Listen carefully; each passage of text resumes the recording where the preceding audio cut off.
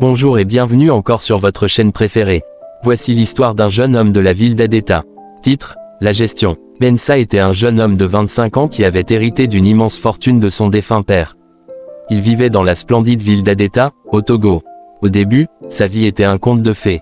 Il possédait des demeures luxueuses, des voitures de sport rutilantes et avait accès à toutes les ressources financières imaginables. Cependant, sa gestion de la fortune familiale fut désastreuse. Il s'enfonça dans une vie de débauche sans limite. Les nuits d'Adeta étaient devenues son royaume.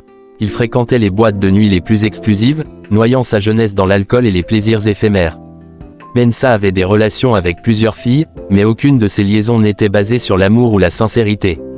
Elles étaient simplement les compagnes de sa décadence, l'une d'entre elles étant Manavi, une jeune femme qui avait été séduite par l'éclat de sa richesse.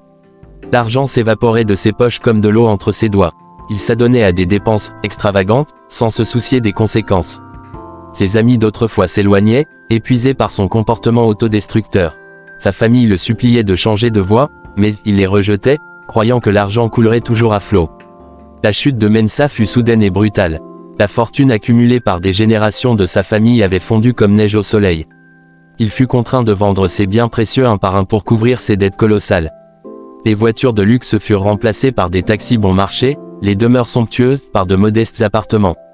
Bientôt, Mensa se retrouva à la rue, sans argent, sans amis, sans abri.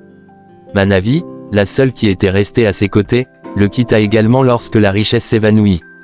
Cette histoire illustre de manière poignante les dangers de la cupidité et de l'irresponsabilité. Mensa avait tout, mais il n'a pas su gérer sa fortune de manière responsable. La leçon à tirer est que la richesse ne garantit pas le bonheur, et que la débauche et l'avidité mènent souvent à la ruine. L'argent doit être utilisé judicieusement, en pensant à l'avenir, et non gaspillé dans des excès destructeurs.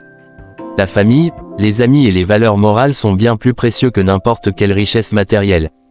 Merci d'avoir suivi cette vidéo. Si vous l'avez aimé, n'hésitez pas à nous le faire savoir en commentaire.